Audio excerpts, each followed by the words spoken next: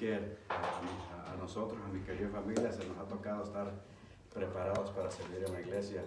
Hermano Víctor, usted le hizo como hacen los dirigentes con los marinos. Ellos tienen que estar siempre listos para responder y estar para servir. Es un privilegio estar aquí con ustedes nuevamente, hermanos. Y como se ha dicho, mi esposa dijo que vamos a comenzar una serie de santuario, así que estamos aquí explorando algo nuevo. No he visto que lo hemos hecho aquí en la iglesia usando diapositivas, PowerPoints, pero para esta clase de serie, cuando damos temas de evangelismo o lecturas o específicamente temas profundos como este, siempre ayuda a tener esos aparatitos aquí para ayudar a visualizar lo que estamos tratando de enseñar en este día. Así que este va a ser el primero como de 8 temas, así que vamos a estar cada vez que estemos aquí con ustedes. Este va a ser el formato de los temas por venir. Nuevamente, feliz sábado, qué bueno que están con nosotros, los que nos ven, una bendición especial para ustedes, ojalá que reciban la bendición de este tema también. Bien, les invito a que tengan para apuntar referencias porque es importante. El material que vamos a cubrir es muy bueno. Entonces apunten las referencias y vamos a entrar en su palabra en esta mañana. Así que les invito otra vez a la lectura bíblica que se hizo hoy, que se encuentra en Apocalipsis capítulo 7. Apocalipsis capítulo 7.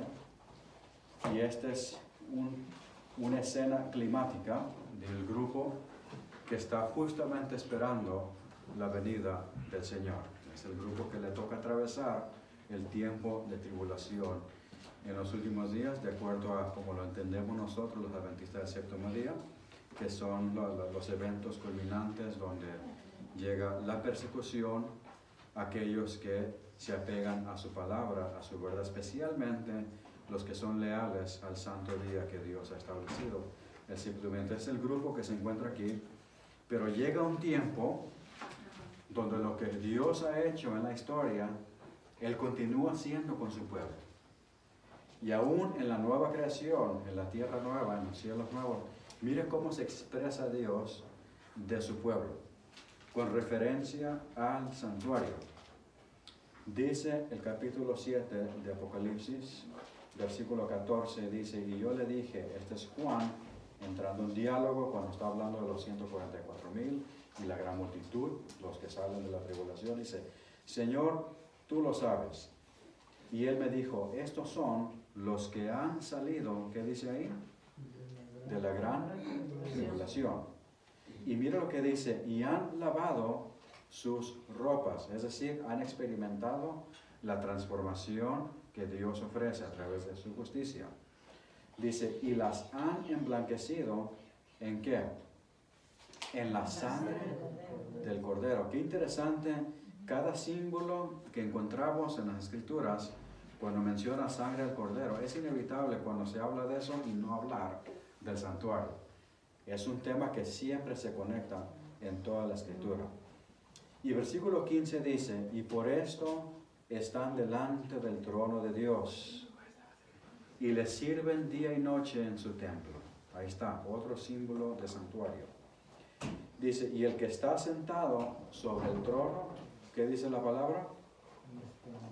Extenderá, o sea que él pondrá sobre ellos, dice ahí, su tabernáculo sobre ellos. ¿Cuán importante es el tema del santuario? Pues es tan importante que nos toca 8 temas hablar solo del santuario. Y aún así, ese no es suficiente. Estamos hablando, lo estamos haciendo en lo más específico que se pueda, pero aún así 8 temas aún no es lo que cubre todo el tema del santuario. Vamos a hacer una oración para pedir una bendición de la palabra de Dios. Padre nuestro, Señor, nuevamente te damos gracias por este privilegio que nos das de estar aquí en tu casa de oración. En este momento rogamos, Padre, que prepare nuestros corazones para recibir el pan de vida, Señor, que viene de lo alto, inspirado a través de tu palabra. Háblanos, Señor, bendícenos y que nuestras mentes se enfoquen en las lecturas de hoy, Señor, y en el material que que tú tienes para nosotros, pues son las grandes verdades que tú le has dado, encomendado a tu pueblo. Gracias, Padre. Bendícenos en el nombre de Jesús. Amén. Amén. Muy bien, comienzo pintándoles este panorama. Uno de los más grandes desafíos de estar en Walmart es justamente cuando estamos esperando el turno para llegar a la caja registradora. ¿Sí o no? ¿Por qué?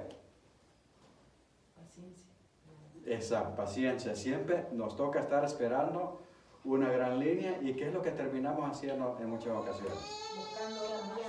Estar buscando, como dice, buscando el camino más corto, ¿verdad? Esta caja por allá y brincamos y nos dividimos y vamos por ahí para abajo, ¿verdad? ¿Por qué? Porque queremos ir en el lugar más corto. En inglés se usa la frase shortcuts. Y esa es la tendencia del ser humano. Siempre buscamos shortcuts. O como a veces en nuestros países se dice, buscamos esos atajitos, esos atajos, ¿no? Buscando ahí cómo meterse o brincarse el cerco y vamos de caja en caja. ¿Por qué? Porque siempre queremos buscar la alternativa más fácil que nos lleve a nuestro destino. Hermanos, les pinto ese panorama porque a veces nosotros tratamos el cielo o la entrada al cielo como así. Que queremos estar buscando shortcuts. Queremos estar buscando la forma más fácil que uno piensa que es para entrar al cielo. Pero en el cielo no se trata de esa forma. No hay tal cosa como shortcuts para estar en el cielo. Solo hay una entrada. ¿Y saben quién es esa entrada? Jesús. Jesús es la única entrada para el cielo. Dicho, mire cómo dice aquí la santa palabra de Dios. Como dice Salmos 77:13 dice, oh Dios, ¿qué dice ahí? Santo es tu camino. Ahora, lo interesante de esa palabra en hebreo tiene la misma raíz de la palabra santuario. ¿Okay? Entonces, se puede traducir también, como dice, oh Dios, santuario es ¿qué? Es tu camino. Qué interesante que Dios es grande como nuestro Dios. Por eso, en ciertas versiones, en inglés, mencionan esa frase. Por ejemplo, en el New King James y en la versión King James, lo dice de esta manera. Your way, O God, is in the sanctuary. Traducido es, tu camino, oh Dios, es, ¿qué dice? En el santuario. En el santuario. Y ahora, ¿qué es lo que dice la Biblia acerca del camino? Cuando leemos en el Nuevo Testamento, encontramos este principio. Salmo 63 nos dice también, para ver tu poder y tu gloria, así como te he mirado en el santuario. Y Juan 14:6 dice, Jesús dijo, yo soy ¿qué? Ahí está, yo soy el camino, la verdad y la vida. Nadie viene al Padre, ¿y qué dice ahí? Sino por mí. En pocas palabras, el tema del santuario tiene que estar estrictamente en conexión con nosotros en buscar a Jesús, ¿verdad? Porque Jesús es el camino, ¿verdad? Por lo tanto, si dice, tu camino está en el santuario, oh Señor, se está refiriendo que nuestro camino es a través de ¿quién? Cristo Jesús. Es muy importante que entendamos ese concepto. Como les he dicho, hoy comenzamos una serie del santuario y este es un tema que está en el corazón de las doctrinas de la Iglesia Adventista del Séptimo Día. Y muy bien, ¿por qué estamos estudiando esta serie? ¿Por qué el estudio del santuario?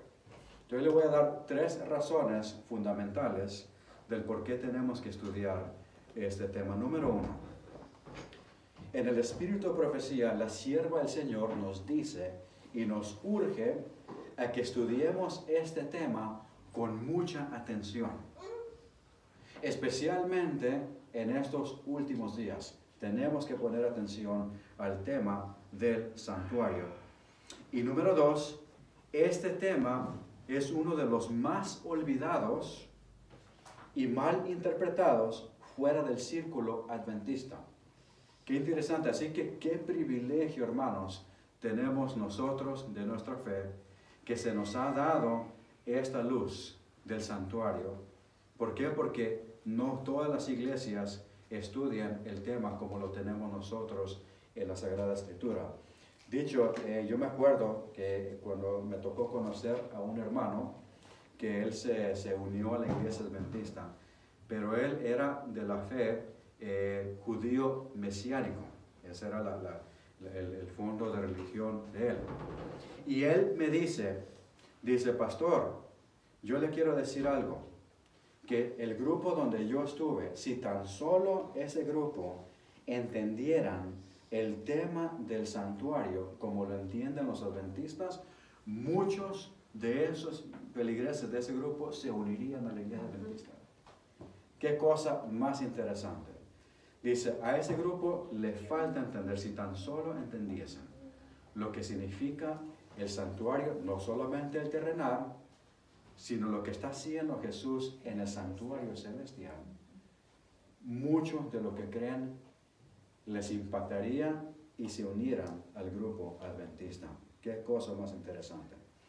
Y punto número 3, hermanos, también, este tema es uno de los temas más maltratados dentro del círculo adventista. En dos maneras. ¿Qué significa esto? Número 1, o se intenta de minimizar la temática del santuario como si ya no es relevante, o simplemente se le está llamando a un tema que ya está fuera, que es de la antigua, ¿verdad? Que ya no es parte de... me va a ayudar a predicar. Okay. Perfecto, ¿verdad? Que simplemente ya no es relevante, o es un tema de la vieja era, o se lleva al otro extremo, ¿verdad? O lo ignoramos o lo llevamos al otro extremo. ¿Y qué es el otro extremo? Donde se intenta de alegorizar cada objeto del santuario, ¿verdad?, a las obras humanas, que conduce eventualmente a un concepto de salvación por obras. Entonces, ese es el otro extremo a donde podemos llevar este tema. Entonces, ¿cuál es el objetivo? ¿Cuál es el objetivo? Tenemos que estudiar el tema del santuario que se centre solo estrictamente en Jesús. ¿Amén? Que se centre solo en Jesús. ¿Por qué? Porque como el texto dice anterior, tu camino, oh Dios, es ¿dónde? En el santuario. Y como hemos visto, Cristo es el camino. Entonces, estudiaremos el santuario a la luz y la verdad de Jesús. ¿Okay? Muy bien. La temática de hoy consiste en lo siguiente. Vamos a ver el clicker.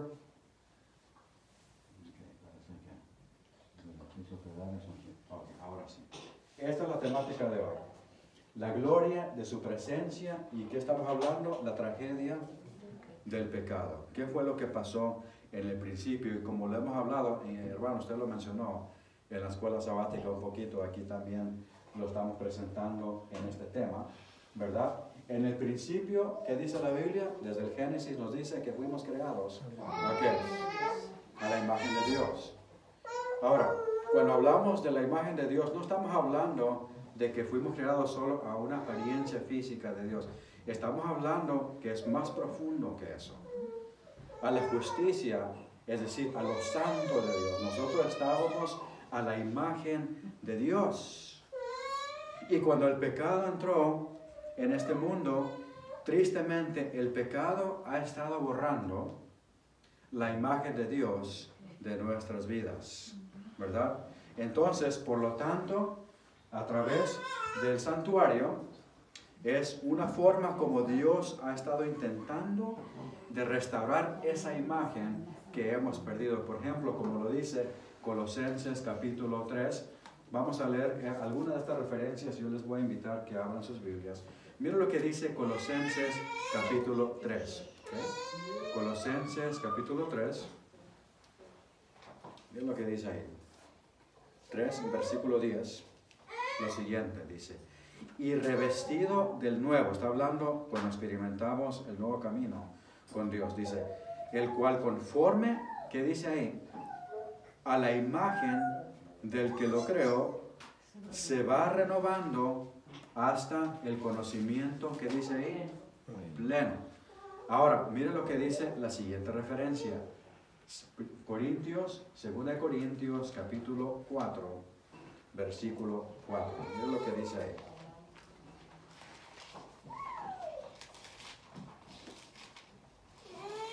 Muy bien. 2 Corintios 4, 4. Dice, hablando de Jesús, dice, en los cuales el Dios de este siglo cegó el entendimiento de los incrédulos, para que no les resplandezca, dice ahí, la luz del Evangelio de la gloria de Cristo, el cual es, que dice ahí, la imagen de Dios. Entonces, Cristo contiene la imagen de Dios y por lo tanto a nosotros se nos llama a ser restaurados a esa imagen y a través del santuario Dios busca hacer eso. ¿Okay? Muy bien. Cuando Adán y Eva pecaron, ellos perdieron sus mantos blancos de justicia. Y a través de un sacrificio, ellos empezaron poco a poco a recuperar esa imagen perdida, ¿verdad? Entonces, el pecado, básicamente, ¿qué fue lo que nos hizo, hermanos? ¿Qué fue lo que hizo el pecado? Nos sacó del Edén.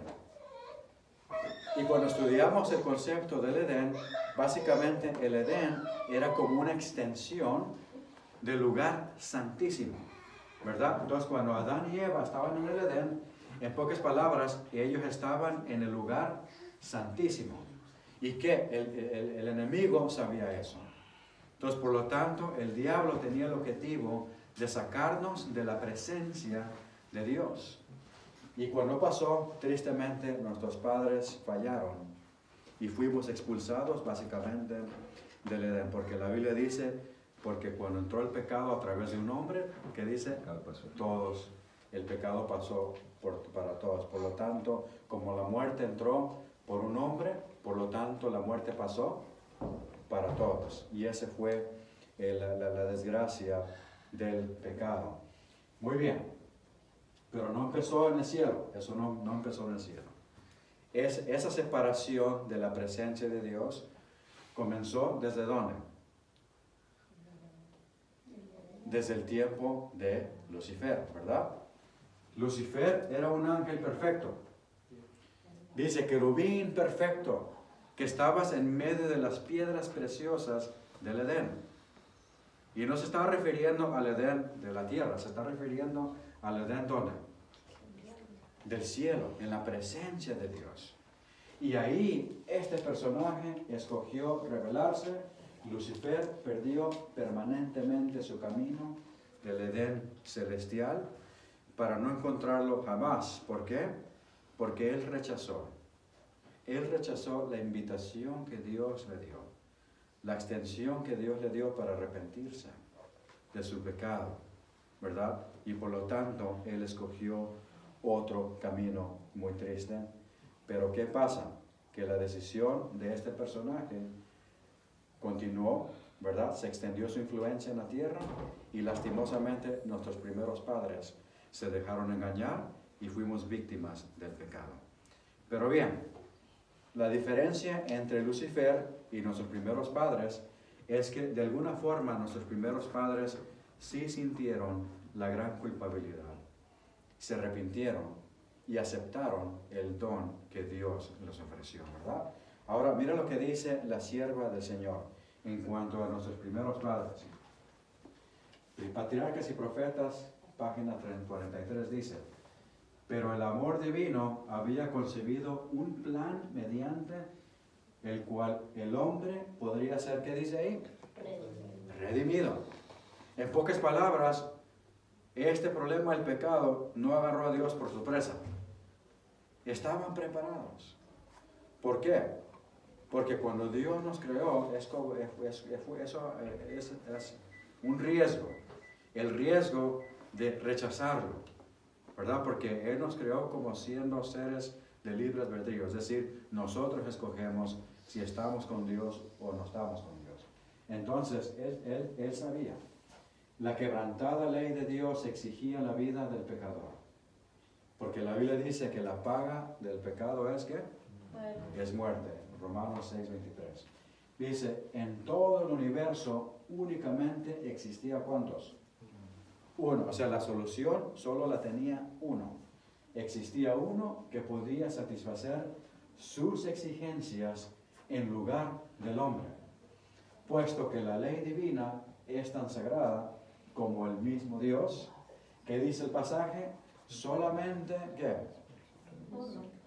Uno igual a Dios podría expiar su transgresión. Y ahí está. Ninguno sino Cristo podía salvar al hombre de la maldición de la ley y colocarlo otra vez en armonía, como dice el pasaje, ¿dónde? En el cielo. Por lo tanto, Dios proveyó un proceso de salvación y a través de Jesús, y entonces fue ilustrado o presentado en forma del santuario y muchos símbolos que nos muestran cómo es que Cristo Jesús llegó a ser la solución para nuestra salvación. Muy bien. Pregunta. Entonces, ¿cuál fue el primer objeto que Adán y Eva encontraron en su regreso? Se me fue la palabra, no la puse bien. De su regreso a Dios. ¿Cuál fue el primer objeto que encontraron? Y el objeto fue ni más ni menos que el altar del, ¿qué dice ahí? Del holocausto. ¿Qué se hacía en el altar del holocausto? Los sacrificios, ¿verdad? Los animales que se sacrificaban ahí. Pero nótese, es el altar del holocausto. Una ofrenda que Dios consumía por completo. Ahora, mira lo que dice la sierva del Señor en cuanto a este proceso que Dios inició en la presencia de Adán y Eva.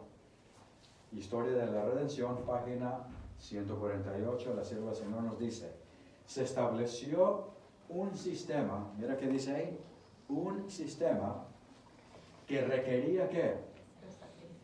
El sacrificio de animales. Ahora, vamos a poner una pausa ahí. ¿Será que Cristo dijo, los voy a salvar con animales? No. El proceso del sacrificio de animales, recuerden, la paga del pecado es ¿qué? Muerte. Pero si yo peco, yo soy responsable por ese pecado. Entonces, ¿por qué tiene que morir un animal inocente que no tiene nada que ver con mi pecado? Ese es el resultado del pecado. Entonces, Dios presentó esto para que Adán y Eva se diesen cuenta la magnitud de su decisión de lo que pasó y dejaron entrar el pecado en este mundo, ¿verdad? El sacrificio de animales para mantener constantemente frente al hombre caído que la paga de la desobediencia es ¿qué?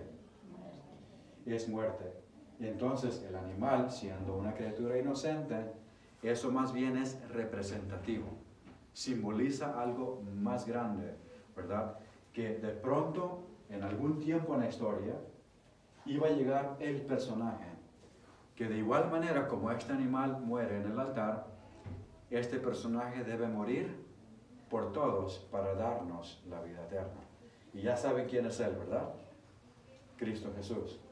Pero bien, dice que la paga de la desobediencia es muerte.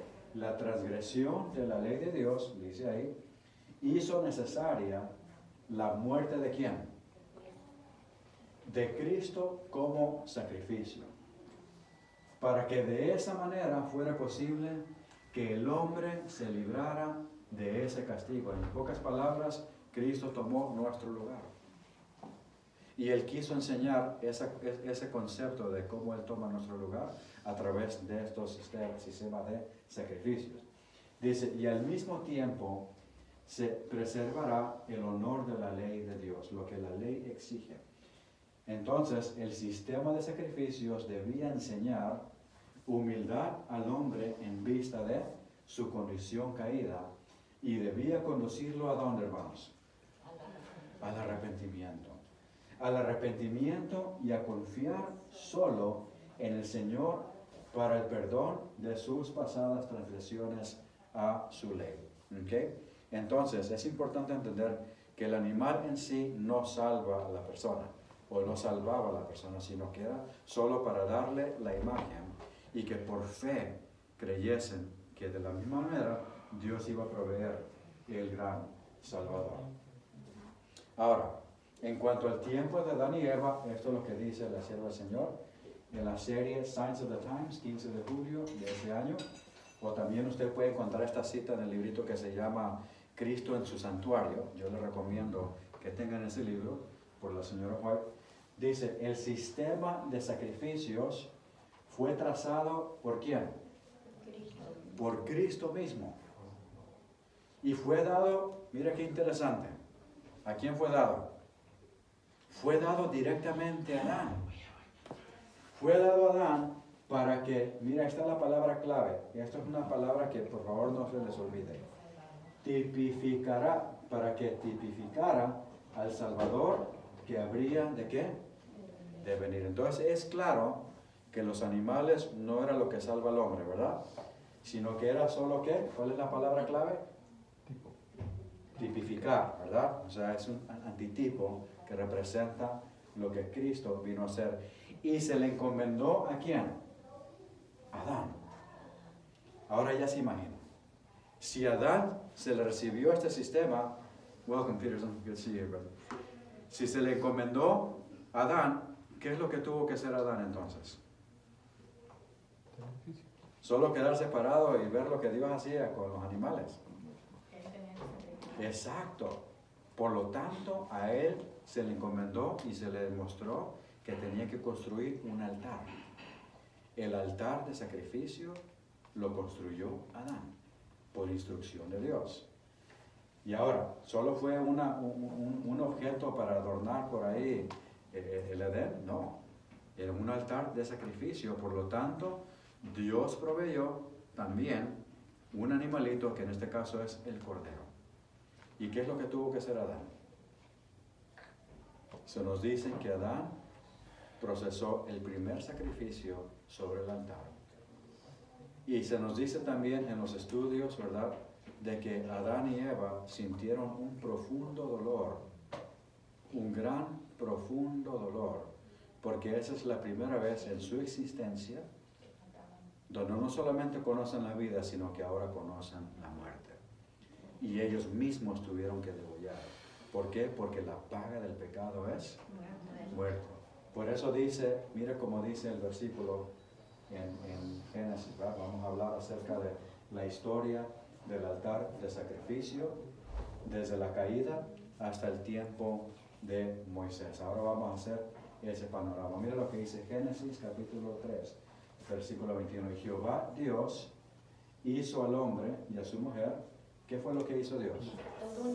Túnicas de pieles y los vistió. Pero qué interesante que dice túnicas de pieles. Cuando estudiamos en el texto original, se nos indica que posiblemente donde dice túnicas de pieles está conectado con la palabra de cordero. Es decir, esto es una piel de un cordero. Ahora entendemos el concepto, ¿verdad? Un cordero murió y de ese cordero Dios hizo lo que iba a cubrir, ¿verdad? Básicamente la vergüenza de Adán y Eva. Usted recuerda cuando ellos pecaron, perdieron ese manto de justicia. ¿Y qué fue lo que hicieron ellos?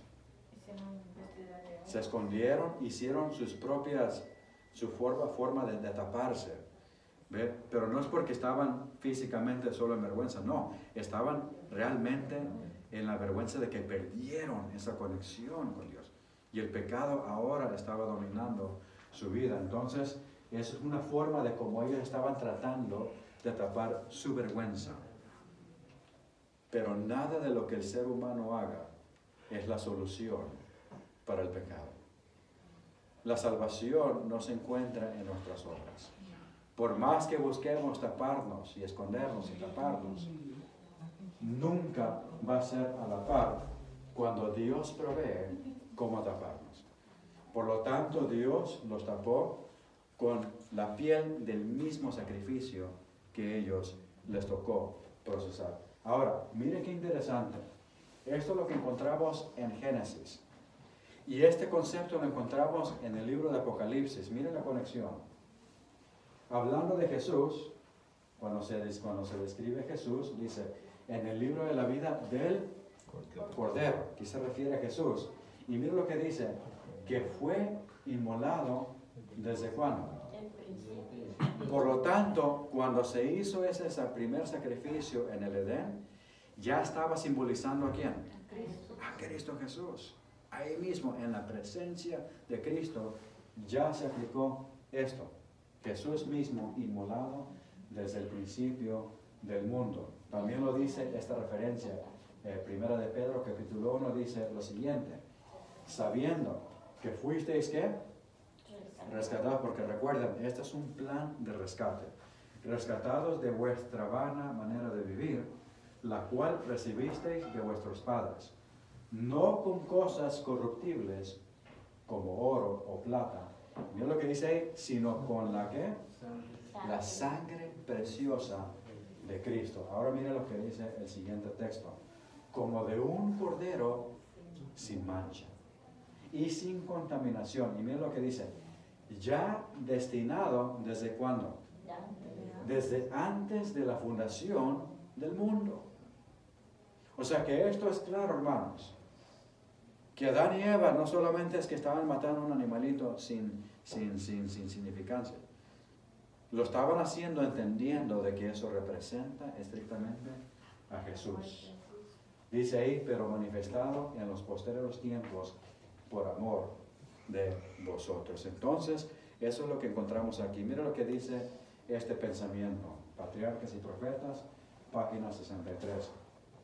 Se nos dice, a la puerta del paraíso, guardada por querubines, porque estaban ahí, ¿verdad? Recuerda, ¿por qué estaban los querubines ahí? Porque el Edén de la tierra era como una extensión ¿de qué? Del cielo, lugar santísimo, una extensión del lugar santísimo en la tierra. Se manifestaba la gloria de Dios. Y ahí iban los primeros adoradores. Y mira lo que hacían ellos. ¿Qué es lo que hacían? Altares, ¿verdad? Levantar sus altares y a presentar sus ofrendas. Ahí fue donde Caín y Abel llevaron sus sacrificios y Dios había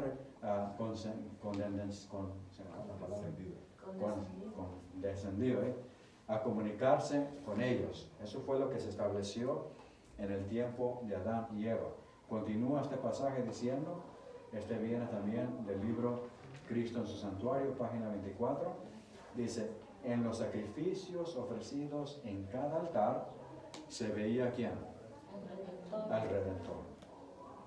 Con la nube de incienso se elevaba de cada corazón contrito la oración de que Dios aceptara sus ofrendas como una muestra de fe en el Salvador, que dice ahí, en el Salvador venidero.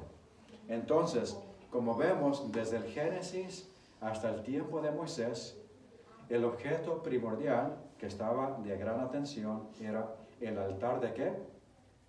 De sacrificios, o el altar del holocausto. ¿Ve? ¿Por qué se dice el holocausto? Porque en la ofrenda del holocausto, todo el animal se consumía en el altar. No lo vamos a poder explicar hoy porque el tiempo no lo vamos a tener, pero no, en la siguiente ocasión vamos a hablar acerca de las diferentes ofrendas que se procesaban en el tiempo de Levíticos. Hoy solamente nos estamos dedicando a entender el concepto del altar, ¿ve? Lo que Dios proveyó desde el tiempo de la historia. Bien, como vemos en la historia de Caín y Abel, ¿usted recuerda? ¿Qué era lo que Caín presentaba? Del fruto de la tierra. ¿Entendió él el concepto de los sacrificios? No. En contraste con Abel, ¿qué presentaba Abel? Él presentaba justamente un sacrificio de animal. ¿Por qué? Porque Abel entendía correctamente que eso representaba, o sea, el don de Dios de salvación y la visión del futuro Salvador que vendría a morir por nosotros. Pero aún en esta historia de Caín y Abel encontramos este contraste, la ofrenda de sacrificio, en contraste con lo que el ser humano escoge como ¿qué? Dos sistemas de salvación. Escogemos el que Dios nos da o escogemos el que nosotros usamos para nuestro propio beneficio o lo que nosotros creemos que es la forma de salvarse. Y ya vemos el resultado de la historia, ¿verdad? Caín empezó a envidiar a su hermano Abel, ¿verdad? Porque él se sintió de que Dios aceptaba más la ofrenda de Abel y no la de Caín. De hecho, porque lo que presentó Caín no fue lo que Dios le pidió. ¿Y qué fue lo que hizo Caín? En su furia, ¿verdad? En su rebelión, terminó matando a su hermano. Bien, y todo en este contexto. Continuamos en la historia, pasando las diferentes épocas, llegamos al tiempo del diluvio.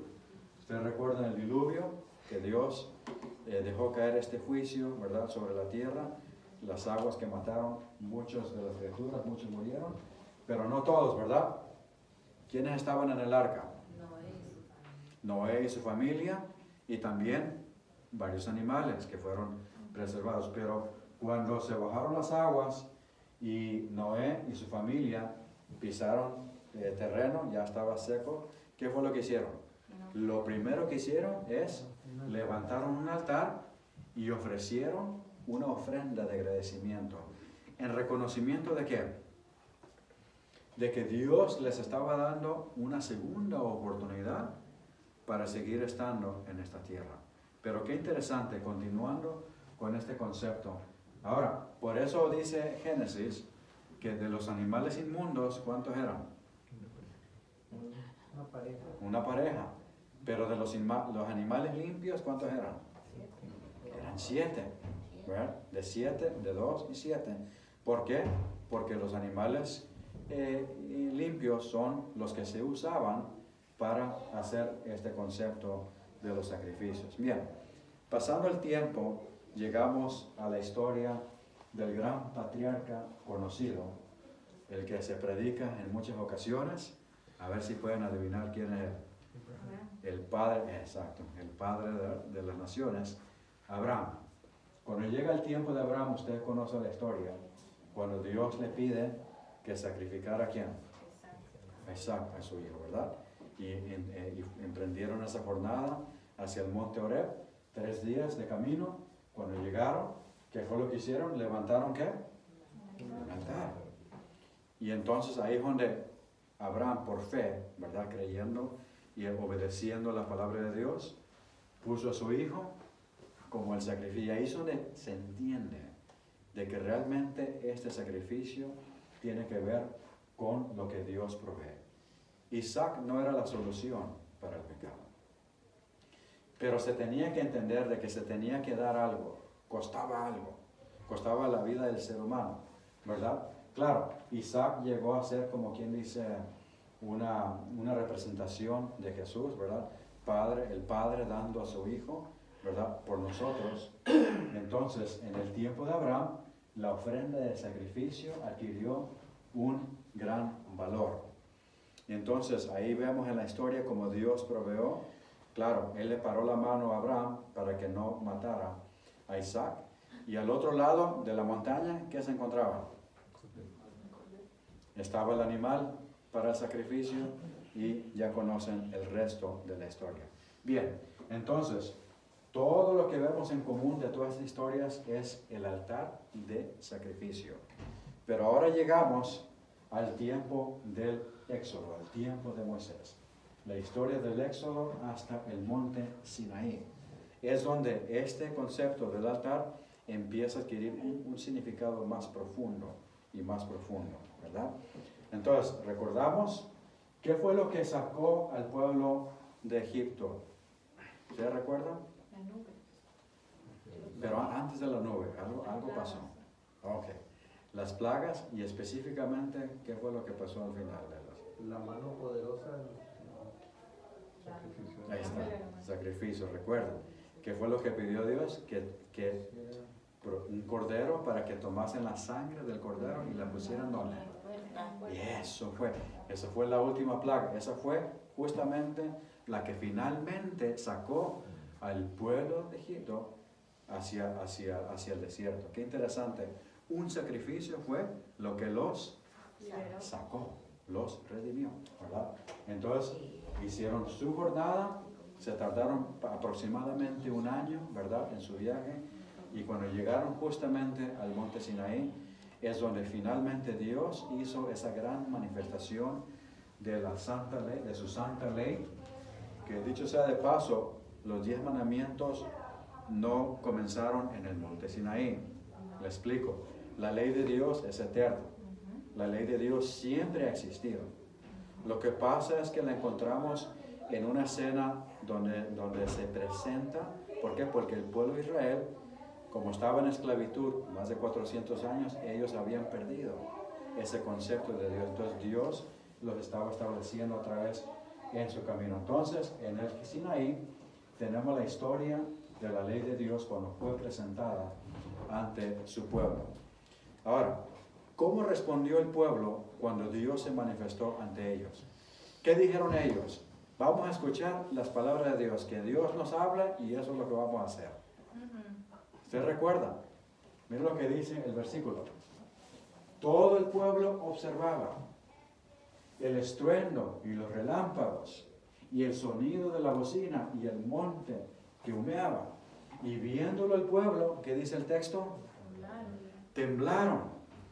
¿Y se pusieron qué? De lejos. Mire qué interesante, es justamente lo que hizo Adán y Eva. Ellos temblaron y ¿qué fue lo que hicieron? Se escondieron. Por lo tanto, Dios ahora establece un sistema para que nos vuelva a conectar a su presencia. Porque ellos se alejaron, ¿verdad? Y ahora miren lo que dice, un versículo que siempre, básicamente en todo el tiempo lo ignoramos, no le ponemos mucha atención, pero mire, en este capítulo, mire lo que encontramos. Hablamos de los 10 mandamientos, ¿es importante, sí o no? Claro que sí, pero a veces nos enfocamos mucho en esa historia que se nos olvidan los detalles pequeños, pero mire lo que me encontré aquí, versículo 24. ¿Qué fue lo que Dios le pidió a Moisés? Mira, cuando le presenta la ley de Dios, Él le dice, altar de tierra harás para mí, y sacrificarás sobre él tus holocaustos, tus ofrendas de paz, tus ovejas, tus vacas, en todo lugar donde yo hiciere, dice, que esté la memoria de mi nombre. Vendré a ti y te bendeciré. Recuerde que a este tiempo todavía a Moisés no se le ha dado el gran plan del santuario, del tabernáculo. Pero ¿qué es lo que se le pide que haga primero? Que edifique un altar, porque esa ha sido la costumbre. El altar es lo que ha estado acompañando al pueblo de Dios desde el principio. Y el mismo Moisés participó de ello. ¿Okay? Entonces, y ahora se le entregan a Moisés la gran expansión del santuario, ¿verdad? Y ahí es donde vemos ya desde el Éxodo capítulo 25 al capítulo 40 es todos los planes del santuario tabernáculo, que dicho sea de paso, Jesús dice que eso es una copia, ¿verdad? ¿Del qué?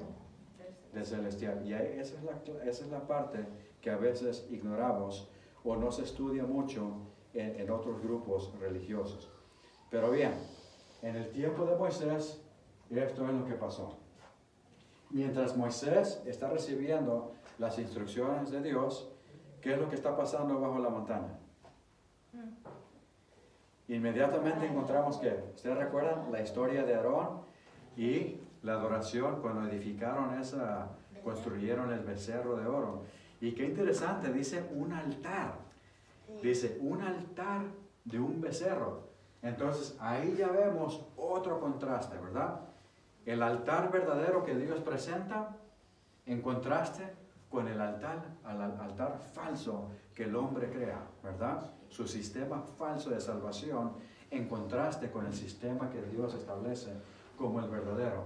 Y ustedes conocen la historia, ¿verdad? Aarón se dejó llevar, ¿verdad? Perdió su influencia como sacerdote y se dejó llevar por lo malo e hicieron, como en inglés dicen la palabra counterfeit, ¿verdad? Usurparon el altar verdadero con este falso, mientras Moisés recibía las instrucciones de la ley de Dios.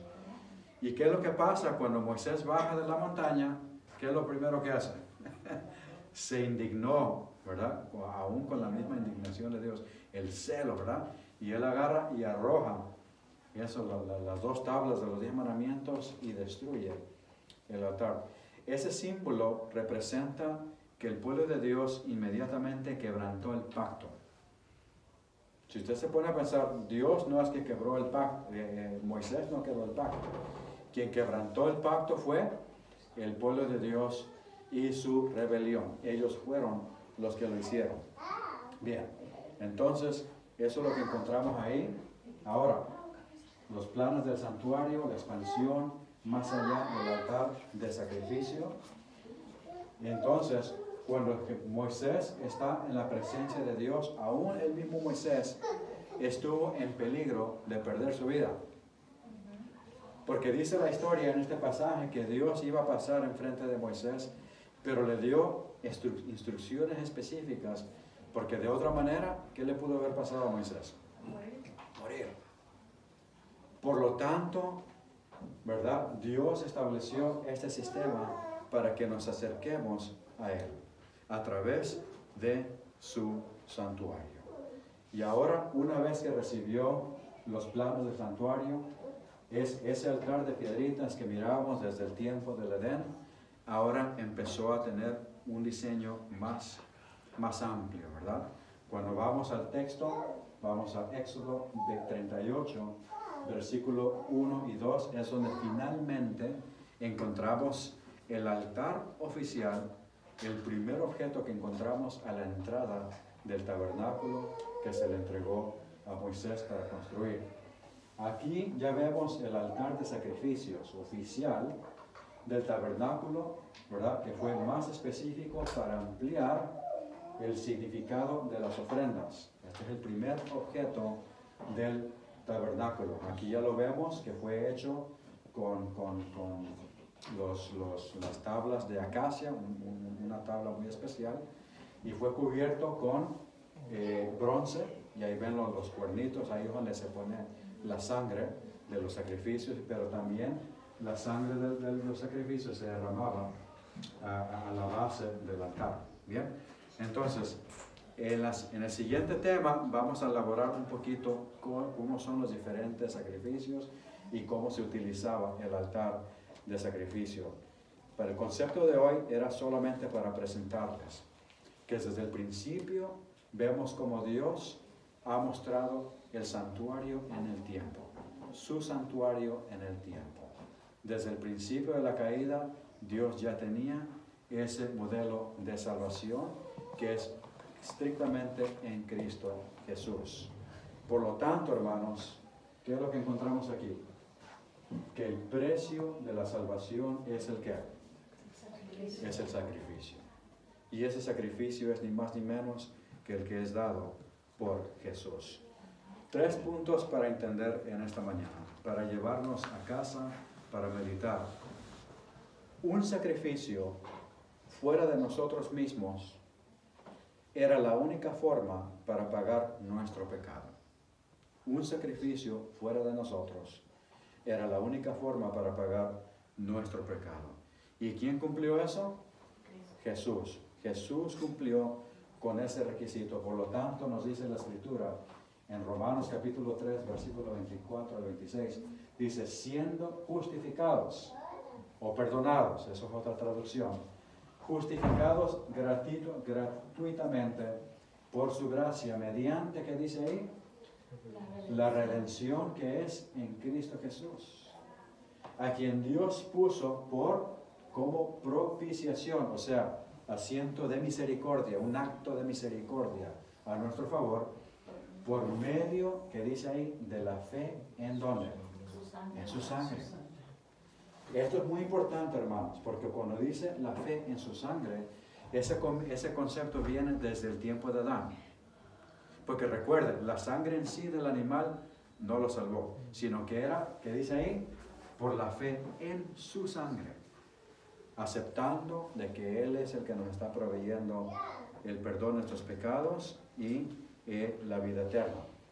Número 2, morir era la única forma de vivir otra vez. Morir era la única forma de vivir otra vez. Y Jesús cumplió ese requisito. Mira lo que dice este texto. Este texto dice, a causa de haber pasado por alto en su paciencia los pecados pasados, con la mira de manifestar en este tiempo su justicia, a fin de que el que es sea justo, a fin de que Él sea el justo y el que justifica al que es, ¿de qué dice ahí? De la fe de Jesús. Apocalipsis 1:18 dice, y el que vivo y estuve muerto, mas he aquí, ¿qué dice ahí? ¿Quién es Él? Cristo Jesús. Por los siglos de los siglos, amén. Y tengo las llaves, dice, de la muerte y del Hades, o sea, la tumba. Jesús cumplió ese requisito. Él fue el sacrificio que nos salva y Él fue el que murió en nuestro favor, porque nosotros no lo podemos hacer.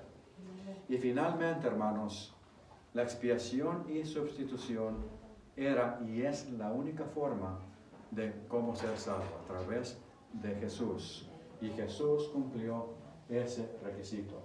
Por eso dice Juan 1:29, en el tiempo de Juan el Bautista, cuando miró a Jesús, dice, el día siguiente, vio Juan a Jesús que venía a él. ¿Y cómo identificó Juan a Jesús? Inmediatamente lo dijo, ¿verdad? Dijo, he aquí el Cordero de Dios, dice ahí, que quita el pecado del mundo. Todo es a través del sacrificio que es en Cristo Jesús. Por lo tanto, al meditar en lo que vamos a emprender, en el tema del santuario, ¿cuánto le damos gracias a Dios, Señor? Gracias porque no nos abandonaste. Gracias porque proveíste la forma de rescatarnos, ¿verdad? Gracias por mostrarnos en símbolos específicos que nos ayuda a nosotros en nuestro entendimiento muy limitado a entender poquito el plan de salvación. Que todo comienza y termina con Cristo Jesús. Amén. Así que ya saben, cuando estén en Walmart, tengan paciencia. Solamente es una salida, ¿verdad? No estemos brincando, pero en el cielo solo hay una entrada. Y esa entrada es Cristo Jesús. Amén. Amén. Vamos a terminar con una oración. Oremos. Amantísimo Padre, Señor, damos gracias por darnos este privilegio, Señor, de estar aquí en tu casa de oración y poder presentar, Señor, el inicio de este tema, del tema del santuario. Señor, este es un tema muy grande, aún 8 temas no es suficiente para describir todo lo que tú tienes para nosotros, pero vamos a hacer lo posible para poder comprender lo que tú ya nos has revelado, para tenerlo en una buena perspectiva, Señor.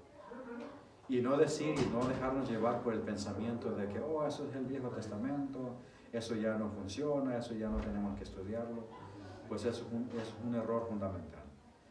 Inspíranos, Señor, a que hagamos esa conexión de que el santuario es relevante hoy desde el principio. ¿Por qué? Porque ahora estamos enfocándonos en el santuario celestial. Y para poder comprender esa gran obra, Señor, tenemos que estudiar paso a paso lo que nos diste desde el principio, para poder apreciar la gran obra que está haciendo Jesús como nuestro sumo sacerdote en el santuario celestial. Gracias, Padre. Bendícenos y guíanos el resto de este día. Hasta que nos volvamos a encontrar y a reunir para adorarte, lo pedimos y agradecemos en el nombre de Jesús. Amén. Amén. Muy bien, vamos.